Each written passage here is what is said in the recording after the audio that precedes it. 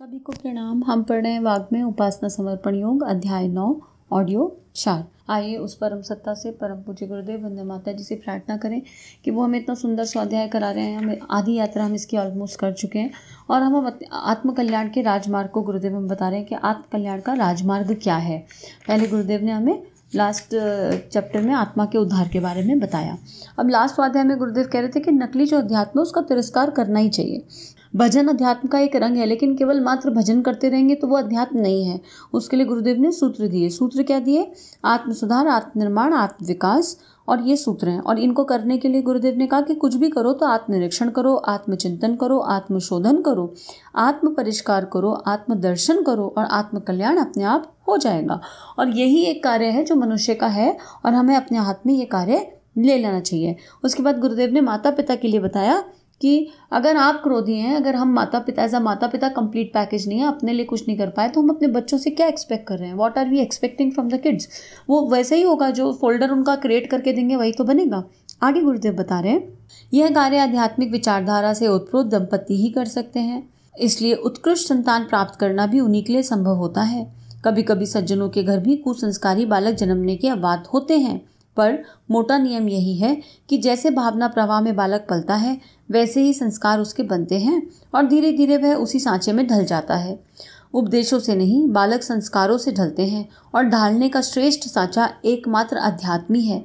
गुरुदेव कह रहे हैं अगर बच्चों को अच्छा बनाना है, मतलब अच्छा इंसान, अच्छा मनुष्य। अच्छे की डेफिनेशन यहाँ ये नहीं है कि किसी कंपनी का CEO बनाना है क्या, या अपनी कंपनी खुलवा के उसको बिलियनियर बनाना है क्या। जो मनुष्य अच्छा होगा वो अपने आप बिलियनियर बन जाएगा। उसको फिर किसी चीज़ की अष्ट शक्तियाँ होती हैं, उसे किसी शक्ति की कमी नहीं रहने वाली है। लेकिन अगर हम सोचे कि हम तो संस्कारों से नीचे हैं, गए गुजरे हैं, अभी अपने भीतर काम ही नहीं कर पा रहे और बच्चे हमारे श्रेष्ठ हो जाएं, हम चाहते हैं बच्चे डिसिप्लिन में रहें, हम खुद कितना डिसिप्लिन फॉलो कर रहे हैं जरा अपने आप से पूछ लें ये बात।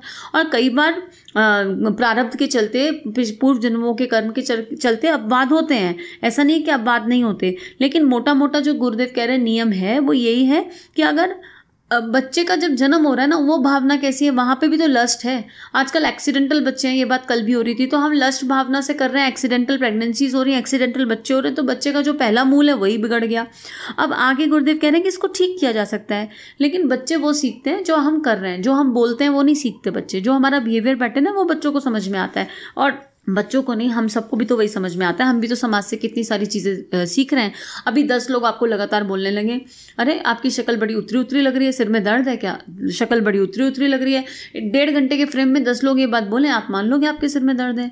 तो सीख लिया ना हमने सोशल फोल्डर से। हमारे सिर में दर्द नहीं था, हम भीतर जाके देखे ही नहीं कि दर्द है कि नहीं है, हमने मान लिया बस दर्द है, साइकोलॉजिकल। तो नन्ना सा बच्चा तो उसी फोल्डर में है, अब माँ के गर्भ में पल रहा है, पिता से वार्तालाप कर रहा है, और हमारे पास टाइम ही नहीं है गर्भ संवाद करने का। तो यही बात गुरुदेव समझा रहे हैं। यही बात परिवार के अन्य सदस्यों पर भी लागू होती है।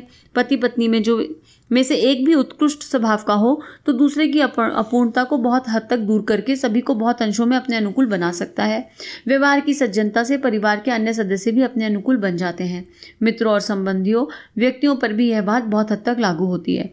मतलब यह है कि अगर हम तटस्थ हैं किसी व्यवहार में, किसी आत्मिक, मतलब शारीरिक स्तर से नहीं, भावनात्मक, तीनों शरीरों के स्तर से, तो वो हमें दूसरे को कहना नहीं पड़ेगा, समझाना नहीं पड़ेगा, ऑटोमेटिकली हैपन होगा। सामने वाले को आपके वाइब्रेशंस मिलने लगते हैं और सामने वाली चेतना में अपने आप बदलाव आएगा। संबंधित व्यक्ति अपने अनुकूल स्वभाव और आचरण रखे, अपने प्रति सद्भाव रखे, तो उसके सानिध्य में रहने से स्वर्ग जैसा सुख मिलता है। जिसके निकटवर्ती परिजन दुर्भाव रखते हैं उसके लिए जीवन प्रत्यक्ष नरक ही है। भौतिक जीवन के इस स्वर्ग को नरक में और नरक को स्वर्ग में बदल देना हमारे अपने दृष्टिकोण एवं स्वभाव की उत्कृष्टता एवं निकृष्टता पर बहुत कुछ निर्भर करता है। अध्यात्म की ओर अभिमुख होकर यदि कोई व्यक्ति अपने परिजनों को स्नेही एवं सहयोगी बना लेता है तो क्या वह कुछ कम लाभ है? धनी होकर उतना सुख नहीं मिलता जितना स्नेही परिवार प्राप्त होकर मिलता है। ये दोनों ही सुख प्रदान करने की अनंत क्षमता अध्यात्म विधा में सन्निहित है। ऐसी महान विद्या की उपेक्षा करना निश्चित रूप से कोई समझदारी की बात नहीं है। एक थोड़ी देर के लिए हम विजुलाइज करते हैं कि गुरुदेव कैसे कह रहे हैं कि एक इंसान पूरा परिवार का वातावरण बदल सकता है, एक मनुष्य, और 100% बदल सकता है। इसको आप एक्सपेरिमेंट करके देख लीजिए, आप विजुलाइज कर लीजिए। घर में कोई एक जना बहुत जोर जोर से चिल्ला के बात करे, घर में 10 मेंबर हैं, एक जना खूब चिल्लाए, 2 लोग आपस में खूब लड़ाई करें, चिल्लाएं, और एक जने का टेम्परामेंट बहुत हाई होता है, तो क्या बाकी 10 लोगों पे उसका प्रभाव नहीं पड़ता है? बाकी 10 लोगों की मनस्थिति पे निश्चित उसका प्रभाव पड़ता है। क्यों पड़ रहा है? उसने ना आपको बाकी 10 लोगों को ना फिजिकली टच किया, ना मेंटली टच किया, ना उनको कुछ कहा जा रहा है इमोशनली, किसी लेवल पे तो उनको टच नहीं किया जा रहा। 2 लोग आपस में लगे और एक चिल्ला रहा है बहुत क्रोध में भर के, है ना, खूंखार तरीके से तोड़फोड़ मचा रहा है घर में, कभी कुछ तोड़ दिया कभी कुछ। क्या उसका प्रभाव घर के बाकी लोगों पर नहीं पड़ रहा है? क्योंकि एनर्जी ट्रैवल कर रही है, वाइब्रेशन ट्रैवल कर रही है। घर में छोटा बच्चा है तो सहम जाएगा, और अगर सामने वाले में ताकत है बराबर से युद्ध करने की तो बराबर से करेगा, लेकिन उसका कुछ लाभ नहीं होने वाला। किसी एक को तो अपनी वृत्ति को अंतर की ओर मोड़ना पड़ेगा कि सामने वाला जो इंसान क्रोध में है उसको तो ज्ञान ही नहीं है ना, उसको तो समझ आ ही नहीं रहा कि मैं क्या कर रहा हूं और क्यों कर रहा हूं, कारण क्या है। कारण क्रोध का मोस्टली यही होता है कि सामने वाला मेरे कहे अनुसार क्यों नहीं चल रहा है, इतनी छोटी सी बात इनको समझ में क्यों नहीं आ रही। बस अरे हमारे चाहने से सामने वाले को कैसे समझ में आ जाएगी? जब उसका समय आएगा तब उसे समझ में आएगी। हम अपने अंदर झांक के देख लें, वो हम करते नहीं है। अब विजुलाइज कीजिए एक सीन, टीवी पे कोई कॉमेडी शो चलता है, सारे बैठ के हंसते हैं। इतनी दूर, किलोमीटर्स दूर, हजारों मील दूर, वो पता नहीं कहाँ पे रिकॉर्डिंग हुई है और कहाँ चल रहा है, और घर के सारे लोग बैठ के हंसने लग जाते हैं। अभी एक्सपेरिमेंट कर लो 1 मिनट का, जोर जोर से हंसना शुरू कर दो एक जना घर में, बीच में जाके एकदम। तो शुरू के 1 मिनट लोग आपको देखेंगे शायद 30 सेकंड ये पागल हो गए क्या, ये ऐसे क्यों बिहेव कर रहे हैं, इनकी मनस्थिति को कुछ हो गया। लेकिन जब आप हंसते हंसते हंसते हंसते आपकी हंसी नेचुरल हो जाएगी, और जितने भी परिवार के लोग हैं ना, सबके चेहरे पर एक स्माइल आ जाएगी, बाय डिफॉल्ट स्माइल आएगी।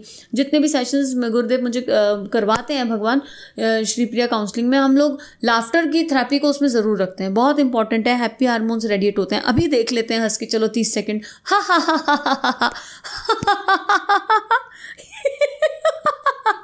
केवल ऑडियो में 10 सेकंड हंसी हूं मैं, लेकिन निश्चित रूप से आपके चेहरे पर स्माइल आई होगी। मात्र 10 सेकंड, चेहरा देखा नहीं, जाना नहीं, पहचाना नहीं, लेकिन एक हंसी की आवाज़ सुन के, अरे ये कैसे हंस रही है, अरे ये कैसी आवाज़ है, जो भी थॉट मन में क्रिएट हुआ, लेकिन हंसी आई ना। तो वाइब्रेशन का इम्पैक्ट गुरुदेव बता रहे हैं कि अगर हमें घर को स्वर्ग बनाना है तो अपनी वाइब्रेशन को बदल लीजिए, और ये सोच के मत बदलिए कि हम बदल जाएंगे तो सामने वाला बदलेगा। पता चला फिर आपकी ये इच्छा पूरी नहीं हुई, सामने वाला बदला नहीं, तो आप सोचो हमारा रास्ता गलत था। नहीं, अंदर का रास्ता, अध्यात्म का रास्ता कठिन जरूर हो सकता है, गलत नहीं हो सकता। तो ये बात गुरुदेव समझा रहे हैं कि एक संतान को बहुत पैसा दिला दोगे तो कोई बहुत खुशी नहीं प्राप्त करने वाला है। एक ऐसी संतान बनाए, एक ऐसा इंसान बनाए जिसके भीतर देवत्व का जागरण हो, जो दूसरों को, अपने आप को और सबको कंट्रीब्यूट कर सके कुछ।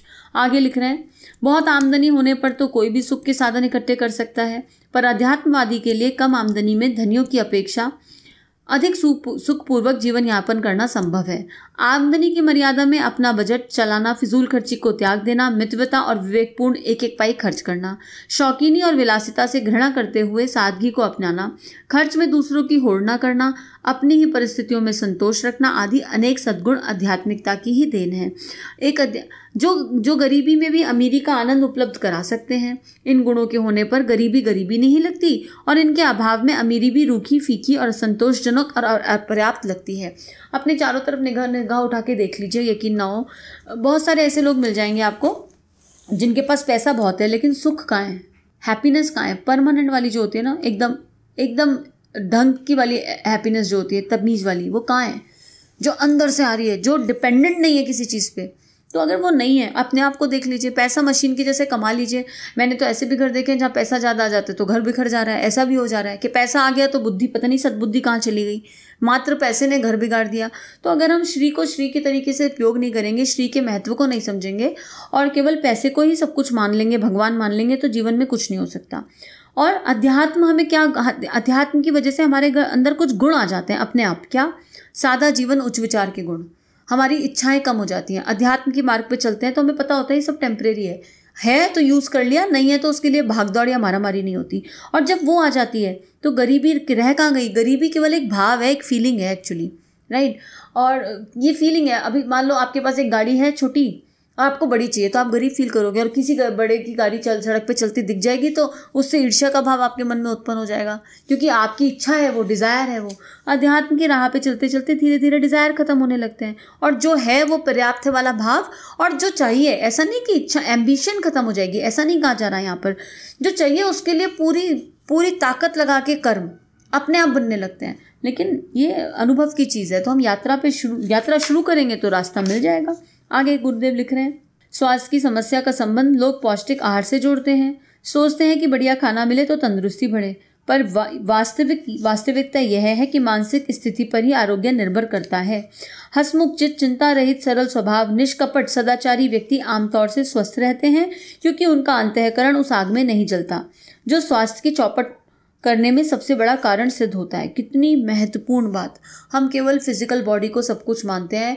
एक्सरसाइज भी करेंगे तो फिजिकल बॉडी के लिए करेंगे, लुक्स के लिए करेंगे, हम स्लिम दिखें, हम ट्रिम दिखें, हमारी बॉडी बने, बॉडी बिल्डिंग हो। कभी ये सोचते ही नहीं है कि हम ये एक्सरसाइज कर रहे हैं क्योंकि ये शरीर रूपी मंदिर है और इसको स्वस्थ रखना है। तो इसके लिए एक्सरसाइज, अगर शरीर के लिए एक्सरसाइज चाहिए तो मानसिक शांति के लिए प्राणायाम, ध्यान की आवश्यकता है, वो तो हम सोचते ही नहीं। और इमोशनल बॉडी की क्लीनिंग के लिए उपासना की आवश्यकता है, भजन गा के उसमें झूमने की आवश्यकता है, हम सोचते ही नहीं। और हम बीमार कहाँ से? दिमाग से ही तो बीमार है। अभी 10 लोगों ने बोला बीमार हो तो मान लिया ना बीमार है, तो बीमारी कहाँ से? यहाँ सारा कुछ ब्रेन में भरा हुआ है, सारी इन्फॉर्मेशन यहाँ है। और अब एक ही टॉपिक पे चिंता करते रहो तो वो चिंता का जो वाइब्रेशन क्रिएट होगा वो कहीं ना कहीं खून की कमी भी ले आएगा और सारी बीमारियां, जितनी भी बीमारियां हैं। और एज एन प्राणिक हीलर मुझे जो मैंने समझा अभी तक, ऐसा समझ में आता है कि शरीर में पहले बीमारी नहीं दिखाई देती। शरीर में बीमारी जो दिखाई दे रही है वो पहला स्टेप नहीं होता बीमारी का। सबसे पहले बीमारी हमारे एनर्जी बॉडी को में होल्ड करती है, उसके बाद कहीं वो शरीर में रिफ्लेक्ट करती है। और हम लोग जागते तब है जब शरीर में आ जाती है बहुत ज़्यादा। अब जैसे थायराइड है तो इमोशन ब्लॉक होंगे डेफिनेटली, कहीं कहा सुना माफ़ नहीं कर पाए, ग्रैटिट्यूड की फीलिंग नहीं डेवलप हो पाई, इसलिए इतनी प्रॉब्लम्स आ गई। तो गुरुदेव ये बहुत अच्छी बात बता रहे हैं कि खाने पीने पे जितना मर्जी ध्यान दे दो, और सिद्ध संतों को देख लो, एक एक रोटी खा के बिल्कुल बिना खाए गुरुदेव ने तो जीवन निकाल दिया। तो उनको कहाँ से पोषण मिल रहा था? मानसिक रूप से स्वस्थ थे, इसलिए पोषण की प्राप्ति हो रही थी। आगे लिख रहे हैं, असंयम ही स्वास्थ्य की बर्बादी का एक और दूसरा कारण है। असंयम हर तरह का, कितनी देर टीवी देखना है पता ही नहीं, रात को लेट सो रहे हैं टीवी देखते देखते, असंयम हो गया ना। कितनी देर क्या खाना है, पसंद का आ गया तो ज़्यादा खा गए, ओवर ईटिंग कर गए। क्यों कर रहे हैं? भरे पेट पे कुछ लालच वाली चीज़, अपनी पसंद की चीज़ आ गई तो खा गए, उल्टा पुल्टा खा रहे हैं, कुछ भी खा रहे हैं। तो ये असंयम जो है, हर तरह का असंयम, वो जो है स्वास्थ्य की बर्बादी का बहुत महत्वपूर्ण कारण है। जीवा का चटोरपन, अनशन चीज़ें अनावश्यक मात्रा में पेट में ठूसते रहने के फलस्वरूप आंतें खराब हो जाती हैं, रक्त दूषित हो जाता है, नाना प्रकार की बीमारियां जड़ जमाती हैं। तो कितनी इंपॉर्टेंट बात बता रहे हैं। ब्रह्मचर्य संबंधी असंयम शरीर को खोखला कर देता है और युवा अवस्था में ही बुढ़ापा लाकर अल्पायु में मरने के लिए विवश कर देता है। इससे शरीर का हर अंग क्षीण हो जाता है और दुर्बल होने लगता है और बीमारियां खेलती हैं। अब हम सोच रहे हैं कि हम कहाँ एग्जिस्ट कर रहे हैं, हम लस्ट की वासनाओं के पीछे किस लेवल पे जा रहे हैं, हमने कहाँ ये जो ना ये सब चीज़ें बड़े हिसाब किताब से और बड़े कारणों से बनी थी। इस ऊर्जा को अगर हम ब्रह्मचर्य से जो एनर्जी हम रिलीज करते हैं, वेस्ट कर देते हैं, अगर इसी ऊर्जा को हम ऊपर की तरफ खींच के ले जाएं तो वही हमारा हृदय चक्र जागृत हो जाएगा और हम जन कल्याण के लिए, परिवार कल्याण के लिए कुछ ढंग का काम कर पाएंगे। लेकिन उसके लिए साधना की शक्ति चाहिए। हम साधना कर रहे हैं कि नहीं कर रहे हैं? हम अपने आप से पूछें कि हम कहाँ खड़े हैं। आधे से ज़्यादा वाग्मय पूरा हो गया और अगर हम इतनी बात अभी तक नहीं समझ पा रहे तो फिर दोबारा सुनने की आवश्यकता है। आगे गुरुदेव कह रहे हैं, और तब तक सुनने की आवश्यकता है जब तक व्यवहार में ना आ जाए। लौकिक जीवन में आरोग्य, धन, स्नेह, सौजन्य ये तीन ही सबसे बड़ी विभूतियां हैं। 3 विभूतियां लौकिक जीवन में, आरोग्य, धन, स्नेह, सौजन्य, ये 3। आरोग्य धन यानी स्वास्थ्य सबसे इंपॉर्टेंट, पहली स्वास्थ्य, दूसरी स्नेह और तीसरी सौजन्य। ये 3 विभूतियां हैं लौकिक जीवन की। इसी से मनुष्य अपने जीवन को सुखी अनुभव करता है। अब बहुत सारा पैसा है लेकिन स्वास्थ्य नहीं है तो क्या करोगे उस पैसे का? कुछ भी नहीं कर पाओगे। मन में स्नेह नहीं है, जेलसी है, ईर्ष्या का भाव है। अपने पास 50 करोड़ है लेकिन सामने वाले के पास अगर 51 करोड़ है तो जेलसी आ गई। क्या करोगे फिर उसका? मिल बांट कर, सौजन्य से चलना, प्रेम से चलना, वो भाव ही नहीं है तो जितना मर्जी इकट्ठा कर लो, संग्रह कर लो, कुछ नहीं होने वाला। गुरुदेव हम लोगों को सीधी सीधी डांट बता रहे हैं। और ये 3 ही विभूतियां अध्यात्म के छोटे छोटे उपहार हैं जिन्हें सच्चे अध्यात्मवाद का कोई भी उपासक निश्चित रूप से प्राप्त कर सकता है। आंतरिक जीवन की वह सुख समृद्धि तो इन लाभों के अतिरिक्त ही है जिन्हें प्राप्त करने वाला अपने को सब प्रकार से धन्य और कृत्य अनुभव करता है। अब ये सेल्फ एक्सप्लेनेटरी है। तो सभी को बहुत बहुत प्रणाम, सभी को धन्यवाद। हमारे YouTube चैनल को सब्सक्राइब करें और बेल आइकन को दबाकर ऑल पर क्लिक करें ताकि नोटिफिकेशंस आपको मिलती रहें।